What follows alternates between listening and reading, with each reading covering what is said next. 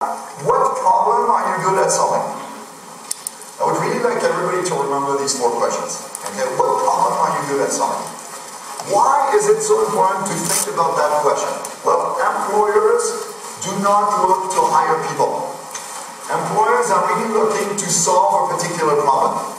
And if they have that problem often enough, then they will think, I will need to hire somebody who's good at solving that problem, who can solve it for me repeatedly.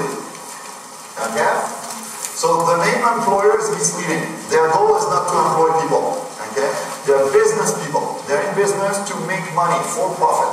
Okay? Well, unless it's the government, obviously, or non-profit, but corporations are there to make money. So, if you want to get a job, you need to define what problem you are good at solving. Alright? When you've done that, the logical next step is to figure out who has that problem, and notice the second part of the question. And is willing to pay money to have it solved. Those are very different things. It's fairly obvious. For example, I'm sure most of you would love to buy a new car, but very few of you will actually go buy one this weekend. Alright? Well, that's the difference between having the problem and being willing to spend money to have it solved. So you need to find people, or organizations, I should say, who have the problem you're good at solving, and are willing to spend money to have it solved. Once you've done that, the next step is they need to know you exist. So how do you make them know you exist? Well, typically, that's where the resume comes in. You send your resume. And most immigrants are very aware of that particular point. And what I find is most people jump to step number 3. Let me write my resume and send it, broadcast it. Well, my experience is that doesn't work. Why? Because Canada is a land of specialists. I'm going to come back to that point in a minute. Okay? So it's very important to identify who are the real targets. If you have a PhD, for example, there's typically less than 20 places in Canada who can use your skills. So your job search is really finding those 20 places.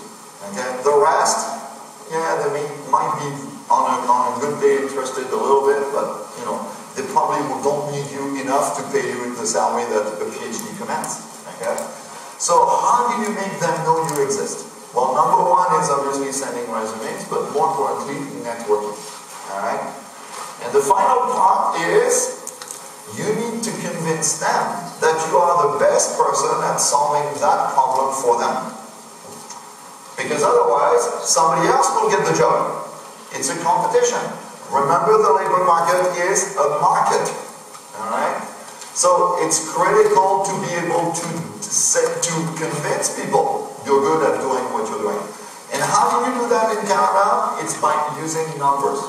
You need to give people numbers that make them realize that, yeah, you've done something good. Alright? So remember these 4 questions and try to find your own answers. There's no spend on high payoff activities as opposed to broadcasting your resume. Alright?